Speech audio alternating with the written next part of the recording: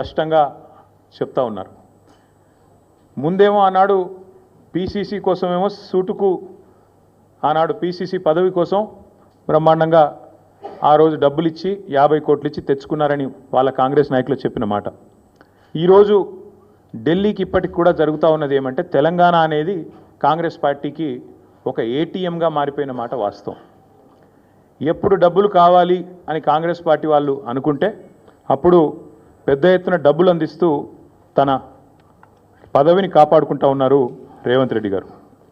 ఇవాళ ఓటుకు నోటు జరిగినప్పుడేమో రేవంత్ రెడ్డి గారు ఒక ఎమ్మెల్యే, కానీ ఈరోజు ఈ రాష్ట్రానికి ముఖ్యమంత్రి. కాబట్టి యావత్ దేశం పరువు, యావత్ దేశం ముందు తెలంగాణ పరువు ఇవాళ తీసి పరువు పోగొట్టి నిజంగా తెలంగాణ ముఖ్యమంత్రి అంటే ఇట్లాంటి వ్యక్తి అనే పరిస్థితి ఇవాళ కనబడుతూ ఉన్నది.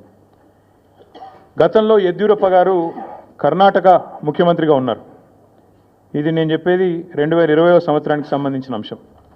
ఇది కాంగ్రెస్ పార్టీ యొక్క స్టేట్మెంట్. ఆ రోజు కాంగ్రెస్ పార్టీ ఆనాడు యడ్యూరప్ప గారు ముఖ్యమంత్రిగా కర్ణాటకలో ఉన్నప్పుడు మరి హౌసింగ్ స్కామ్లో ఈయన పాత్ర ఉంది అని వార్తలు వస్తే ఆ రోజు అక్కడి కాంగ్రెస్ నాయకులు చేసిన డిమాండ్ ఏంది అంటే మరి వెంటనే యడ్యూరప్ప గారు నిష్పక్షపాతంగా విచారణ జరగాలి అంటే రాజీనామా చేయాల్సిందే, ఇట్లాంటి వ్యక్తి ముఖ్యమంత్రిగా ఉంటే విచారణ ఎట్లా జరుగుతుంది అని చెప్పి ఆ రోజు అక్కడి కాంగ్రెస్ పార్టీ అధ్యక్షులు, ప్రదేశ్ కాంగ్రెస్ కమిటీ అధ్యక్షులు కర్ణాటకలో చేసిన డిమాండ్ చాలా వాళ్ళు చెప్పిన మాట. The Karnataka Congress on Thursday demanded that Karnataka Chief Minister either resign or be sacked to ensure a fair investigation against him in 2019 corruption case. ఇది కర్ణాటక కాంగ్రెస్ మాట, నా మాట కాదు. ఒక విచారణ ఎదుర్కోవాల్సి వస్తే ముఖ్యమంత్రి గారు ఈదర్ ఈ షుడ్ రిజైన్ వాలంటరీలీ, స్వచ్ఛందంగా తప్పుకోవాలి, లేదా ఆయనను అర్జెంటుగా తొలగిస్తేనే నిష్పక్షపాతమైన ఎంక్వైరీ జరుగుతుంది అనే మాట వారు చెప్పిన మాట. ఇవాళ మేమంటుంది కూడా అదే. 4 కోట్ల ప్రజల ముందు ఇవాళ ఆ ప్రజలకు నాయకత్వం వహించే నాయకుడిగా అక్కడ కూర్చున్న వ్యక్తికి తప్పకుండా నిజాయితీ ఉంటే, నైతికత ఉంటే వెంటనే అయితే రేవంత్ రెడ్డి గారు స్వచ్ఛందంగా తప్పుకోవాలి, లేదా కాంగ్రెస్ పార్టీ పెద్దలు స్పందించి తప్పకుండా వెంటనే వారిని రాజీనామా చేయించి నిష్పక్షపాతంగా విచారణ జరగడానికి సహకరించాలని మేము కూడా డిమాండ్ చేస్తూ ఉన్నాం. రేవంత్ రెడ్డి గారు మాటల ముఖ్యమంత్రి కాదు, మూటల ముఖ్యమంత్రి అని మరొకసారి తేలిపోయింది దీంతో.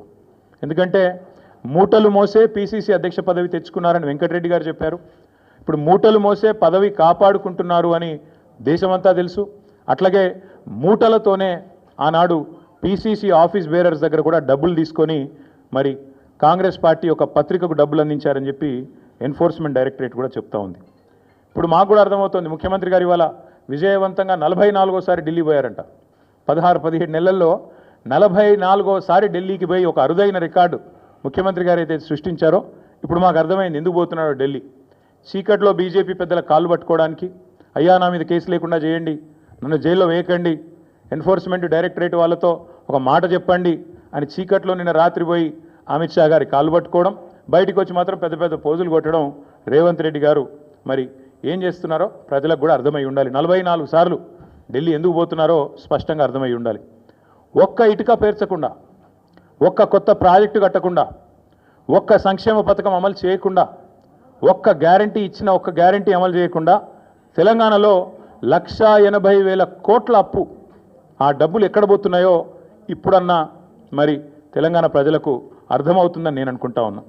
గత సంవత్సరన్నర కాలంగా తెలంగాణ ప్రజల సంపదను దోచి తెలంగాణను ఏటీఎంగా మార్చి ఢిల్లీ బాసులకు దోచిపెట్టడానికే, అటు ఢిల్లీ బాసులు అంటే ఇద్దరున్నారు పాపం బాసులు, ఆయన బాధ వర్ణనాతీతం. ఒక బాస్ ఏమో అఫీషియల్ బాస్ రాహుల్ గాంధీ గారు, ఇంకొక బాస్ ఏమో అన్అఫీషియల్ బాస్ మోడీ గారు, అమిత్ షా గారు. కాబట్టి అటు ఇటు ఇద్దరిని ప్రసన్నం చేసుకోవడానికి 44 సార్లు ఎక్కే విమానం దిగే విమానం అన్నట్టుగా రేవంత్ రెడ్డి గారి వ్యవహారం నడుస్తూ ఉంది. 7.5 కాలంగా రేవంత్ రెడ్డి గారు చేసిన పనులు 3. 1 బీఆర్ఎస్ పై నిందలు, 2 బిల్డర్లతో కాంట్రాక్టర్లతో దందాలు, 3 ఢిల్లీ బాసులకు 1000 కోట్ల చందాలు.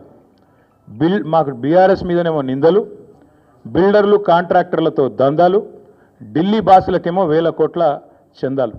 ఇది నిజంగా సిగ్గుచేటు. ఒక ముఖ్యమంత్రిగా ఆనాడు ఎమ్మెల్యేగా అబాస్ పాలైన రేవంత్ రెడ్డి గారికి బుద్ధి వచ్చిందేమో అనుకున్నాం. కానీ కుక్కతోక వంకర అన్నట్టు ఇప్పటికీ అవే అపసవ్యపు పనులు, ఇప్పటికీ